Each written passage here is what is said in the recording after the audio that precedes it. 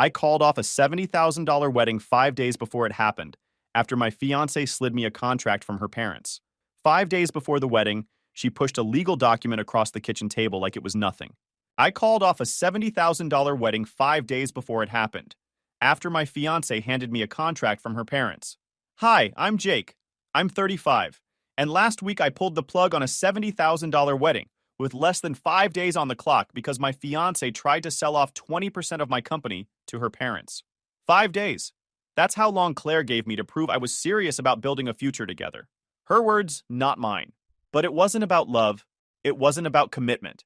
It wasn't about two people joining their lives because they genuinely wanted to wake up next to each other for the next 50 years. It was about control. Specifically, financial control. And it came wrapped in legal jargon inside a glossy manila envelope, like some twisted Hallmark special. The kind of moment that makes you question every single decision you made leading up to it. The kind that makes you replay every conversation, every I love you, every moment you thought was real, wondering how much of it was genuine and how much was groundwork for the con. Claire's family had that old money energy mixed with reality TV delusions. Her dad, William, used to wear cufflinks to breakfast, like he was attending a board meeting at 7 in the morning. The man would come down in a pressed shirt and slacks to eat scrambled eggs. Every single morning. Her mom, Patricia, once told me my $8,000 watch looked cute, like something a guy who was still working his way up would wear. Her exact words. She delivered it with this little smile that was supposed to seem supportive, but felt more like a pat on the head you give a dog who finally learned to sit. And despite all that polish and pretend sophistication, they were bleeding money quietly, desperately. I should have seen it coming. The signs were all there. The way William would change the subject whenever real estate prices came up. The way Patricia's smile would tighten when someone mentioned their latest vacation. I really should have paid more attention. But love is something else entirely, and Claire was the perfect dose. Stunning, sharp-tongued, and sugar-coated. Just enough to distract me from the red flags flapping in the breeze, like parade banners I refused to acknowledge. I convinced myself she was different from her parents. That she saw me for who I was, not what I'd built. Until that Tuesday. I'd just spent 13 hours at my warehouse dealing with a vendor nightmare that nearly cost me a major contract. Some supplier had sent the wrong parts, mixed up 2 orders completely, and my team had spent the entire day sorting through boxes and making angry phone calls while I did damage control with the client. I walked in expecting dinner, maybe a hug, possibly some bad Netflix and comfortable silence. The kind of evening where you don't have to talk much, because just being in the same room is enough. What I got instead was a cold stare across the kitchen island and the envelope that changed everything. Claire was sitting there when I walked in. No dinner on the stove, no greeting, just her, perched on a bar stool with her hands folded over a manila envelope like she was presenting a business proposal, which, looking back, she was. You need to sign this before Friday, she said, like she was reminding me to pick up dry cleaning. Casual, almost bored. Like this was just another checkbox on the wedding to-do list. Pick up the suits from the tailor. Confirm the seating chart. Sign over 1/5 of your company. I opened it. The words blurred together at first, but then they sharpened into focus. 20% equity in Atlas Industrial Supply transferred to William and Patricia Harrington. Non-voting shares, but with audit and veto rights on any transaction over $10,000. Basically, I'd need a permission slip to buy office toilet paper. I'd need their approval to make basic business decisions in my own company. The company I'd built from nothing with my own 2 hands. I read the clause 3 times because I couldn't believe what I was seeing. There were provisions in there that would let them review my books quarterly, force me to justify any major purchase, even block hiring decisions if they wanted to. I actually laughed out loud, the kind of laugh that escapes when your brain can't quite process the audacity of what it's reading. It sounded strange even to me, hollow and sharp. Claire didn't laugh. You built this business alone? She said, unnervingly calm. But we're getting married. My parents just want to protect me. They invested in me my whole life. Private schools. College. The apartment I lived in before we met. They deserve a stake in my future. In our future. That was the moment I knew. I wasn't marrying a partner. I was merging with a hostile entity. And they thought I'd say yes because they thought I was desperate. They thought I was so in love, so invested in the wedding and the life we'd planned, that I'd sign away everything I'd built for a chance to keep her. They'd miscalculated badly. They had absolutely no idea what I was about to do. I didn't sleep that night. Not even a nap. I lay in the guest room, staring at the ceiling, fan spinning like the thoughts in my head that refused to slow down. The guest room. That should have been another sign. We'd been engaged for 2 years, and somehow I'd ended up in the guest room more nights than I could count. Always some excuse. She was stressed. She had a headache. She needed space to think about wedding details. I told myself it was normal. Couples go through phases. But lying there that night, I realized I'd been making excuses for her for years. They wanted a piece of me. Not love, not partnership, not a shared future built on mutual respect. They wanted equity, leverage, control, a way to prop up their failing finances using my success as a crutch. I'd become their retirement plan without even knowing it. I'd worked too hard for this. Way too hard. I started Atlas Industrial Supply when I was 23 with nothing but a maxed out credit card, a list of potential clients I'd cold called for 3 months, and a stubborn refusal to accept that the odds were against me.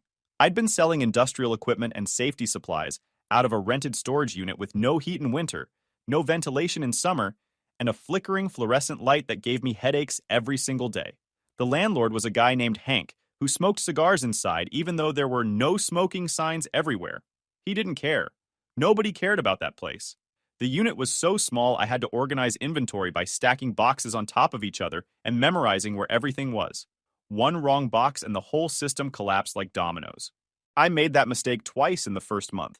Spent entire nights reorganizing after one misplaced order. I'd slept in my truck more times than I can count during those early years. Parked in rest stops with the seats reclined and a jacket over my face to block out the streetlights. Winter nights were the worst. The cold would seep through the windows, and I'd wake up shivering at 4 a.m., waiting for the nearest diner to open so I could get something warm. Survived on gas station food and determination. Beef jerky and energy bars became entire food groups. I knew the calorie count of every snack at every rest stop between here and Ohio. I missed holidays, birthdays, family dinners that I'd promised to attend and then cancel at the last minute because a client needed something delivered.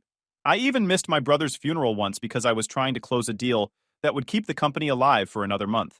That one still haunts me, wakes me up sometimes. Danny understood, or at least he would have. He knew what I was trying to build. He believed in it even when I wasn't sure I did. But that doesn't make it any easier to live with. And now, 12 years later, 180 employees, 5 state contracts, a warehouse that actually had functioning climate control, and a break room with real furniture instead of folding chairs. We were on track to clear 8 figures this year. Everything I'd sacrificed was finally paying off. Every missed birthday, every cold night in the truck, every relationship I'd let fall apart because I couldn't give it the time it deserved. All of it was supposed to lead to this moment, to success, to security, to finally being able to breathe. Claire hadn't helped build any of it, not one piece. She'd helped decorate my condo, picked out throw pillows and argued about paint colors for 2 weeks. She'd hosted a few holiday parties where she floated around charming my clients while I did the actual networking. She once brought cupcakes to the office for someone's birthday. Red velvet. The frosting was too sweet.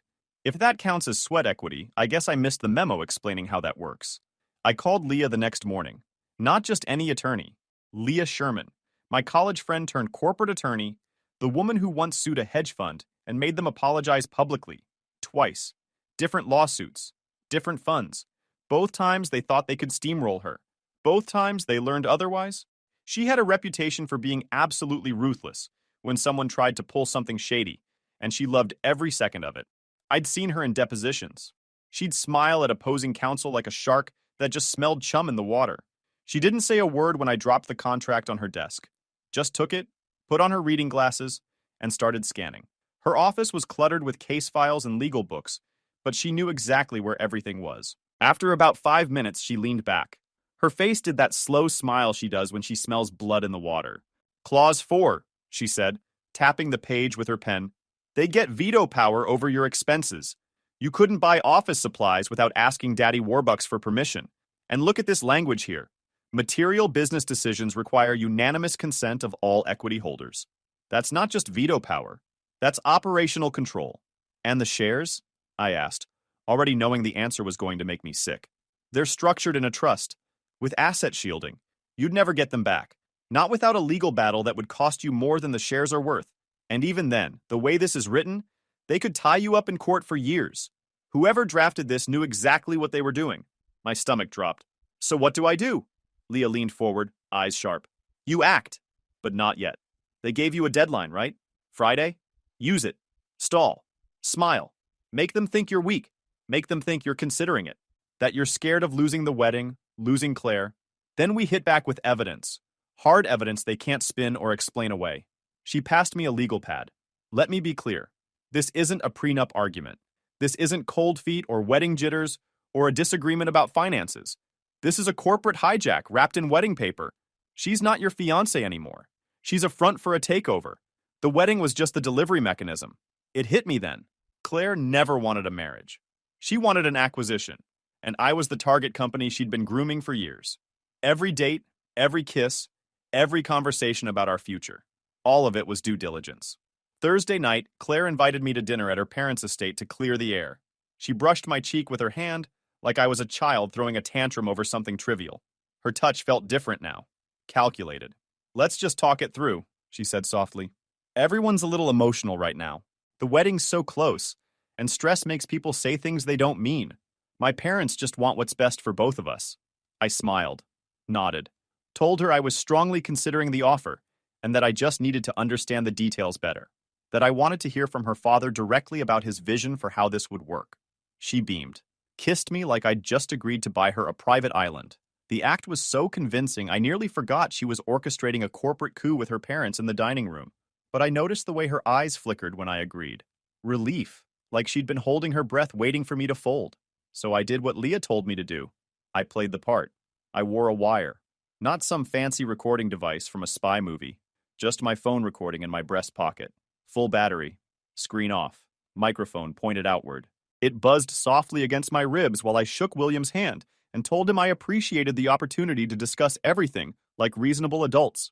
His handshake was firm, confident, the grip of a man who thought he'd already won. Their house was all marble countertops, fake oil paintings of horses and hunts, and furniture that looked expensive but probably came from one of those stores that tries too hard to seem upscale. The kind of place that photographs well, but feels hollow when you're actually in it. Everything was staged, like a showroom. I'd been there dozens of times, but that night I saw it differently. The cracks in the facade, the way certain rooms were closed off, the art that probably wasn't as valuable as they wanted people to believe. We sat down to filet mignon and truffle mashed potatoes. Patricia had outdone herself with the presentation. Crystal glasses, real silverware, candles flickering in arrangements that probably cost more than most people's groceries for a month. I recognized the table setting from a magazine Claire had left lying around. They were spending money they didn't have, trying to lock in the payday that my signature would provide. One last show of wealth before they admitted they were drowning. The conversation started light. Weather. Sports. Some story about a neighbor's renovations that went sideways. Patricia asked about the wedding details, the honeymoon plans, whether we'd decided on the photographer. All of it surface level. All of it foreplay before the real conversation. After dessert, William leaned back, dabbed his mouth with a cloth napkin, looked satisfied with himself, confident, like a man who'd already won and was just going through the formalities of accepting the trophy. I'm glad you're seeing the big picture, Jake, he said. This company of yours, it's got legs, real potential. But legs need direction. They need guidance from someone who understands the bigger picture. I can provide that. Government contracts, international suppliers. I've got friends in places that could open doors you've never even knocked on. Relationships that take decades to build. I played dumb, nodded along like I was impressed. Like a kid listening to a successful uncle share business wisdom. But why now? Why before the wedding? Patricia chimed in, setting down her fork delicately. Because timing is everything, dear. The market's volatile. Nobody knows what next year will bring. We just want Claire to be protected. And frankly, we're not comfortable with her entering this marriage with no stake while you hold everything. That doesn't seem fair to anyone. Marriage is supposed to be a partnership. Fair, I said, nodding slowly, smiling. That makes sense. Just one question, William. He raised an eyebrow, took a sip from his glass. Of course. Ask anything. Is it true you're 3 months behind on your mortgage? The air changed instantly. The temperature in the room seemed to drop 10 degrees. The clink of his glass on the table was louder than it should have been. Patricia's smile froze like someone had paused a video. Who told you that? He barked. His face shifted from confident patriarch to cornered animal in about half a second. Doesn't matter, I said calmly. Kept my voice steady. Friendly, even. What matters is whether this 20% is about protecting Claire or about bailing you out. Because from where I'm sitting, it looks a lot like the second option. The timing, the urgency, the way this contract is structured to give you control. rather than just ownership. Claire shot up from her chair. The sound of it scraping against the tile cut through the silence like a blade. Jake, that is so out of line. You don't come into my parents' home and accuse them of something like that. No, Claire, I said, keeping my voice steady. Not raising it, not giving them the satisfaction of seeing me lose control. What's out of line is asking me to hand over a fifth of my company to a man being sued by 2 contractors for unpaid renovations. I did my homework. Public records are interesting reading when you know where to look. County courthouse has all kinds of information if you take the time to search. William's face flushed purple. The Distinguished Patriarch Act crumbled in real time. I watched years of carefully constructed superiority collapse like a house of cards. You ungrateful punk, he growled. You think that little supply business makes you better than us? We welcomed you into this family. We accepted you despite your background. No, I said calmly. I think running it with honesty does. I think building something real instead of pretending to have something you don't makes a difference. Claire's voice went ice cold. You have until Friday to change your mind, Jake, or we're done. The wedding, the future, all of it. Gone. I stood up, pulled my phone from my pocket, pressed stop on the recording, made sure they saw me do it, let the realization wash over their faces. We're already done. I left their house without another word. No shouting match, no dramatic door slam, no final speech about betrayal and trust. Just me, my phone, and a mind spinning like a wheel on black ice trying to find traction. By the time I got home, Claire's things were already half-packed. Or maybe they'd always been ready to go, like she had an exit strategy prepared before she ever handed me that envelope, boxes labeled and neatly taped, stacked in the corner like she'd been planning her retreat for weeks. It was like she'd been planning her departure before I ever opened that document. Maybe she always knew this was a possibility. Maybe she had a timeline all along. I sat down, stared at the boxes, her handwriting on the labels. Clothes, winter. Books, bathroom stuff. So organized, so prepared. The Claire I thought I knew was spontaneous, scattered, always losing her keys, always running late. But this Claire had been ready to leave at a moment's notice. The next morning, I emailed the recording to Leah with the subject line, nuclear option. 10 minutes later, she called. No greeting, no small talk. Just, oh, this is gold. Pure, unfiltered gold. We're going scorched earth. She drafted a legal statement with timestamps, transcripts, and context. Documented everything. The contract terms, the dinner conversation, the admission about the mortgage. Then sent it to every single mutual connection we had. Friends, colleagues, even my florist. But we weren't posting anything publicly yet. Leah said, let them make the first move. Let them lie first. Let them try to control the narrative. Then we bury them with the truth. Make the contrast impossible to ignore. And they did. Oh man, did they ever. Saturday morning, Claire posted a video. Full glam, soft lighting, sad piano music in the background. The whole production. A single tear rolling down her cheek so perfectly timed, I almost wanted to applaud the effort. She must have done multiple takes to get that tear to fall at exactly the right moment. She called me controlling, said I isolated her from her family, that I refused to let her work or contribute to our relationship, that I made all the decisions and never considered her feelings, that I threatened her when she asked for fairness. No mention of the 20% equity grab. No mention of the hostile takeover dinner. No mention of the contract that would have given her parents control over my company. Just vague, manipulative half-truths and one Oscar-worthy performance. My phone exploded. Texts from friends asking if I was okay. DMs from people I barely knew demanding explanations. Even my cousin asked if I needed someone to talk to. Like I was the bad guy in this situation. Like I'd done something wrong by refusing to be exploited. I didn't say a word. Not yet. Leah had been clear. Let them commit to the lie. Let them build their narrative. Then tear it down. But I'll admit it stung. More than I expected. Claire was winning the narrative. Her followers, thousands of them, were flooding the comments with crying emojis and stay strong queen energy. I was being painted as the villain, while she collected sympathy like donations at a telethon. People who'd never met either of us were passing judgment based on a carefully crafted video designed to manipulate their emotions. That night, Leah sent me a text. Post it now. So I did. Just the audio. No commentary. No hashtags. No sad piano music to match hers. No emotional appeals or defensive explanations. Just William, confident and smug, saying, with my experience, we could really expand. And then me calmly asking about the mortgage. The whole recording played out exactly as it happened. 23 minutes of damning evidence. It went viral in 4 hours. By Sunday morning, the internet had turned on Claire so fast it gave me whiplash. The comments on her video went from "men are trash" to "ma'am, this isn't feminism, it's fraud." People who'd been attacking me 12 hours earlier were now apologizing in my DMs. Strangers were tagging me in posts calling Claire out. Someone found her LinkedIn and started commenting on her work history. Another person dug up an old interview where William bragged about his investment portfolio that apparently didn't exist anymore. Someone stitched the audio to her crying clip and titled it, "When the Queen Falls Apart Mid-Heist." Another person made a whole breakdown video analyzing her body language in the original post versus the audio. A body language expert on YouTube did a 15-minute analysis of the dinner recording, pointing out every time William's voice shifted when he got nervous. Brutal. Hilarious.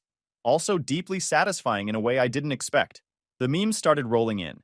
Screenshots of Claire's tear with captions like, "POV, the equity grab didn't work." William's quote about having friends in Brussels became a running joke. Someone made a fake movie poster titled "The Harrington Heist" with a tagline that said, "Based on a true audacity." By Monday, she deleted her account entirely, disappeared from social media like she'd never existed in the first place. Her parents' accounts went private. The whole Harrington digital presence just evaporated. Even their family Christmas card photo got memed. Someone added dollar signs to their matching sweaters. I figured that would be the end of it. Drama over. Lesson learned. Move on with life. Start rebuilding whatever was left. But then came the final twist. The wedding venue. $40,000. Non-refundable. Paid in full. Same for the band, the florist, the catering. The custom neon sign that said "The Harringtons." Yeah, her last name, not mine. She'd ordered it without even discussing it. I only found out when I saw the invoice. Altogether, over $70,000 down the drain. $70,000 for a wedding to a woman who saw me as an investment opportunity. Now, I could have just written it off. Cost of tuition at the University of Red Flags. Expensive lesson, but lesson nonetheless. Some people pay that much for business school and learn less. But something inside me snapped.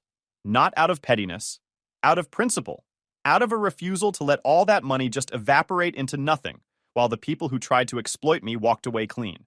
So I sent an invoice. Not to Claire, to William. A professional-grade invoice on Atlas Industrial Supply letterhead for consulting hours spent reviewing a fraudulent contract. Plus, relocation services for former fiancé's belongings. Totaling $74,221. Itemized, dated, professional. I knew he wouldn't pay. That wasn't the point. The point was documentation. The point was making sure there was a paper trail that showed exactly what kind of people they were. Something for the record. Then I made a call to the venue manager, a woman named Gloria who'd been incredibly patient with all our back and forth during the planning process. "Hey, so the wedding's off. But what if we turn the date into a charity gala?" She paused. "Excuse me? I already paid for the space, the food, the music. Everything's booked. I don't need a refund. I just want the night to matter. I want it to mean something instead of just being a waste." So we partnered with a nonprofit that supports veterans transitioning to civilian life. They brought in speakers. We auctioned off donated items. Local businesses contributed when they heard the story. A furniture store donated a living room set. A car dealership threw in a year of free oil changes. Someone even donated a fishing trip.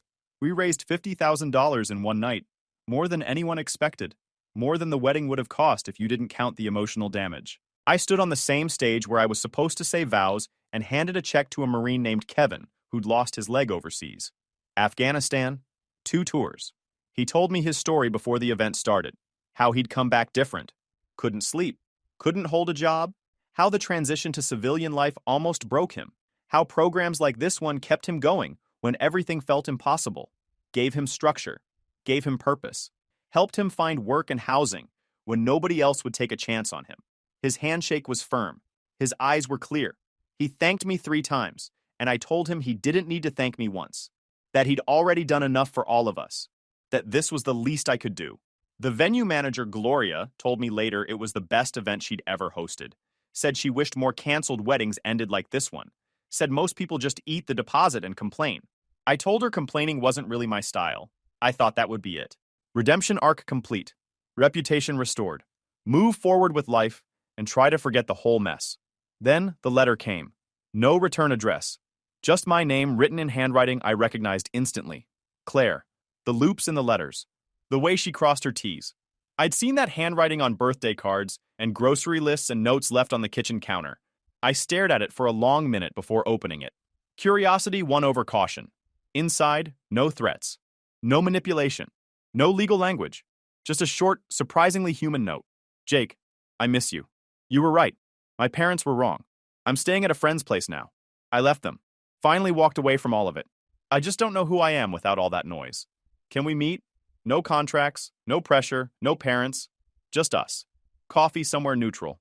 I just want to talk. I took a red Sharpie. Wrote, "Return to sender," across the front. Dropped it in the outgoing mail tray without a second thought. A few weeks passed quietly. The storm Claire stirred up had blown over. The audio clip made its rounds. The story got picked up by a few business blogs. How a CEO dodged a corporate ambush disguised as a wedding. Catchy headline. Made for good reading, apparently. People kept sharing it. Then came the rumors. Apparently, William and Patricia lost the house. Big white colonial with the imported tiles. Gone. Foreclosed. Word is they're renting a 2-bedroom condo in a gated community where William now argues with the HOA about trash bins and parking rules. Claire, she's working at a car dealership 3 towns over. Receptionist position. Rumor says she's dating a junior finance guy who just discovered cryptocurrency. As for me, Atlas Industrial Supply just opened a hub in Dallas. We're growing fast, hiring faster. My team is tighter than ever. And yeah, I'm dating again. Her name's Rachel. She's a school teacher, 6th grade social studies. Drives a Civic that's seen better days but still runs because she knows how to take care of things. Brought her own lunch to our first date and insisted we split the check even though I tried to pay 3 times. Made a whole argument about it.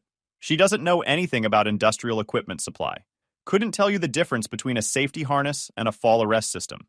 And honestly, that's refreshing. Last weekend, I told her the whole story. From the envelope to the fundraiser to the letter I sent back unopened. She didn't gasp. She didn't pity me. She didn't ask probing questions about my net worth or company structure.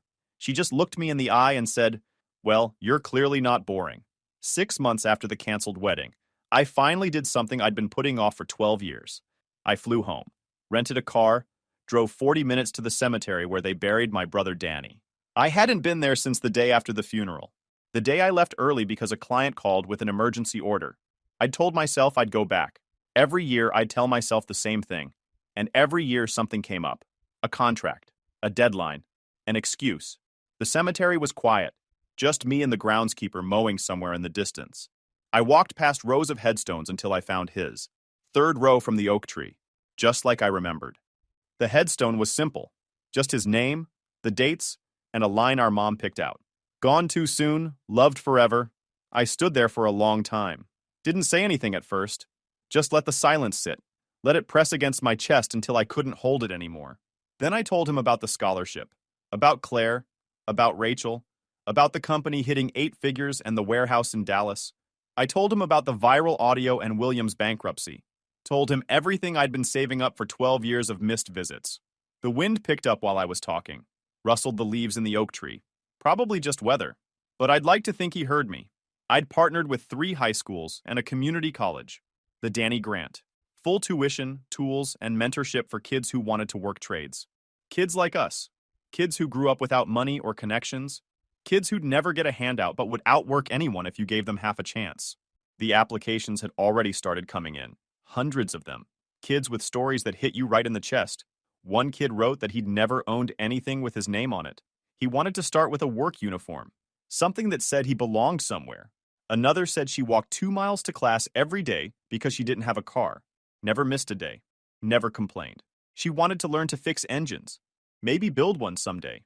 A third kid talked about how his dad worked 3 jobs and still couldn't afford to send him to trade school. He wanted to become an electrician, so his dad could finally retire. I read every single application. Took me 2 weeks. Some of them I read twice. These weren't kids looking for handouts. They were kids looking for a shot. A chance to prove what they could do if someone just opened the door. Rachel helped me pick the first 3 finalists. Said they reminded her of stubborn kids with good hearts. I asked her what that meant. She said, "You, dummy." The scholarship gala was small. Nothing fancy. Just friends, family, former clients, and my warehouse crew. Rachel wore a blue dress and spent half the night talking to my operations manager about supply chain bottlenecks. She actually seemed interested. The first recipient was a 19-year-old named Jerome. He gave a speech that almost took me out. Talked about growing up in a one-bedroom apartment with 3 siblings, sharing bunk beds, eating cereal for dinner when money was tight, fixing his mom's car with YouTube tutorials and borrowed tools because they couldn't afford a mechanic, working part-time jobs since he was 15 to help cover rent. He talked about applying to trade schools and getting rejected because he couldn't afford the application fees, about watching his friends give up on their dreams because nobody gave them a chance, about almost giving up himself until he saw the Danny Grant announcement. Then he looked right at me and said, "Mr. Jake didn't just write a check. He wrote a door, and he let me walk through it. Where I come from, doors like that don't open very often. And when they do, you don't forget who held them open." The room was silent for a second. Then everyone started clapping. I had to sit down after that. My voice wasn't going to cooperate if I tried to speak. Rachel squeezed my hand. Didn't say anything. Didn't need to. 3 weeks later, I got a call from Leah. "You're going to love this," she said. William Harrington just filed for bankruptcy. Chapter 7. Full liquidation.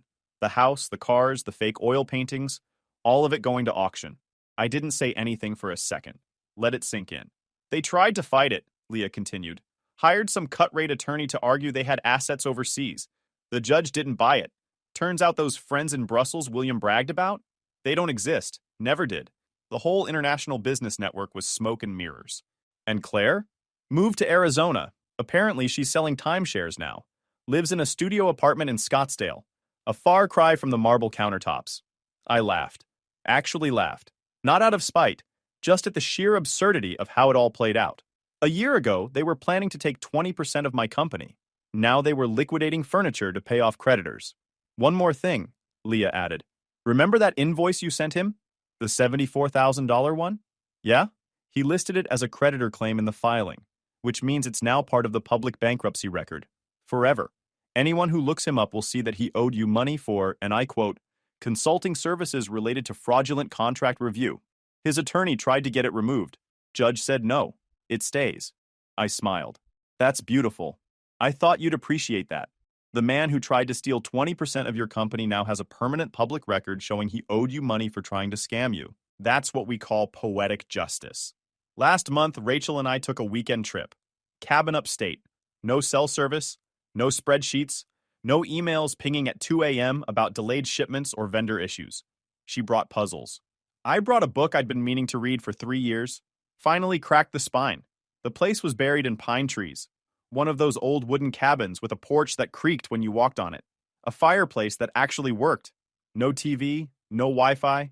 Just silence and trees and the occasional bird making noise outside. We cooked dinner together. Nothing fancy. Just pasta and garlic bread. She hummed while chopping vegetables. Barefoot on the tile. Completely at ease. Not trying to impress anyone. Not checking her phone every 5 minutes. Just present. I realized I couldn't remember the last time I'd done that. Just been somewhere without thinking about what was next. Without running numbers in my head or planning for problems that hadn't happened yet. After dinner, we sat on the porch watching stars. I couldn't remember the last time I'd seen that many. In the city, you forget they're there. Light pollution blocks everything out. But up there, the sky was packed with them. "You know what I keep thinking about?" she said. "What?" "That $70,000 wedding. All that money, all that planning, and it would have been the worst decision of your life. Probably. So technically, you made $70,000 by not getting married." I laughed. "That's not how math works." "Sure it is. You avoided a bad investment. That's profit." She had a point. Atlas Industrial hit 8 figures last quarter. First time ever. We broke ground on a second warehouse in Houston. The Dallas hub is already running at capacity, so we needed more space. I promoted my operations manager to VP and finally took my name off the emergency contact list. Let the team handle things. Turns out they're better at it than I was. My phone doesn't buzz at midnight anymore. I sleep through the night. Weekends are actually weekends now. Still feels strange sometimes, but I'm getting used to it. Jerome started his apprenticeship at a garage downtown. Sends me updates every few weeks. Pictures of engines he's rebuilt. Tools he's learning to use. Diagrams he's studying. Last week he texted me a photo of his first paycheck stub. Just the stub. No caption needed. I knew what it meant. First money he'd ever earned doing something he actually wanted to do. I saved that text. Put it in a folder on my phone with the other updates from scholarship recipients. 4 of them now. each one sending progress reports like they're afraid I'll forget about them. I won't. Rachel's already planning next year's scholarship gala. She wants to double the recipients, expand to 2 more schools, maybe add a vocational track for healthcare workers. I told her that sounded expensive. She said, "Good thing you're not boring." The other day, I was cleaning out my desk and found the original contract, the one Claire slid across the kitchen island. 20% equity, audit rights, veto power over transactions. 8 pages of legal language designed to strip away everything I'd built. I read through it one more time, all those clauses designed to trap me. All that careful wording meant to make it sound reasonable. Family partnership, shared success, protecting our future together. Every phrase crafted to hide what it really was. A heist. I thought about framing it, putting it on my office wall as a reminder of how close I came to losing everything. But that felt wrong, like keeping a trophy from a war you never asked to fight. So I shredded it, fed it through the machine piece by piece until there was nothing left but confetti. Watched the strips pile up in the bin. 8 pages reduced to ribbons. Took about 30 seconds. Felt like closing a chapter that should have ended a long time ago. I dumped the confetti in the trash and went back to work. Guys, we are so close to hit 100,000 subscribers on this channel. If you are not subscribed to the channel, please consider subscribing. It really helps hit that 100,000 mark. Thanks for making this dream come true.